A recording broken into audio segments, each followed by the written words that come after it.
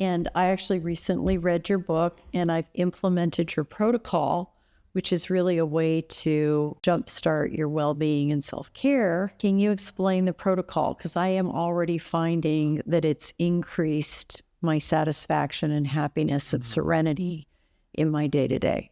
So That's awesome to hear. This isn't just a line for your show here. You actually have read this book and you told me that before we started recording, that this is actually something that you've implemented. The protocol, in simple terms, is looking at the things that you want to accomplish, things that are going to make you a better person, the person that you want to be, and just tracking how much you're doing these things versus things that are drawing you away from that stuff. The more you can account for effort toward these things, you're going to feel more satisfied with yourself. You're going to feel more productive. Where does that come from in the protocol? So what I have found, and you mentioned this, is the accountability, and the way you make the suggestion is to write down, come up with the 10 top things to do each day. So the things that you have control over. So not that,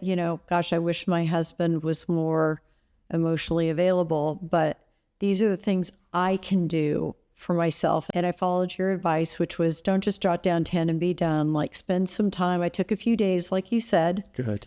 I started out with 15. I winnowed it down to 10.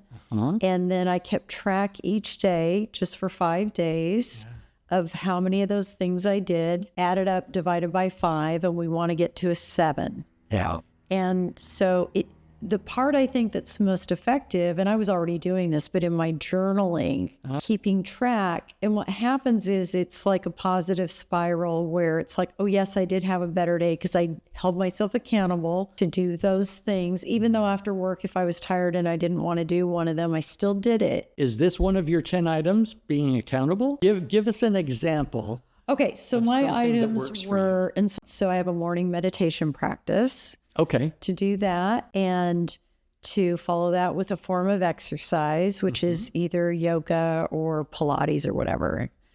Not to look at my email till I do those things. To then hit a benchmark in my work each day. Yeah. After work, to walk my dogs, because usually I'm tired and hungry and don't want to. But I made myself do it because for me, it helps me segue in from work and thinking about clients' problems to letting that go, to make dinner instead of using DoorDash or Postmates, like make dinner. Let's say make dinner. So what do you do with the protocol? What about making dinner? You see, what's the rating? How did you? So each one of those things gets a score of 1 if I did it. If you did it. If I did it. So and there were several more, I think I knocked off 6 or 8. But anyway, if I do all those things, I add it up. And we're looking for an average score of 7.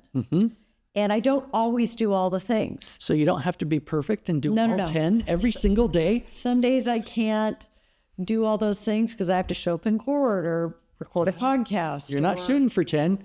I can't make dinner. 7 is going to be good. Going out to dinner. Okay. But recording of it kept me on track. Yeah. It kept me true to myself, and it did increase my satisfaction. So, and your point is well taken, which is you don't beat yourself. I don't expect to do all 10 every day. Like there was a day where I did all 10, I was like, that was kind of a perfect day, but clients have emergencies and sometimes I can't do all the things.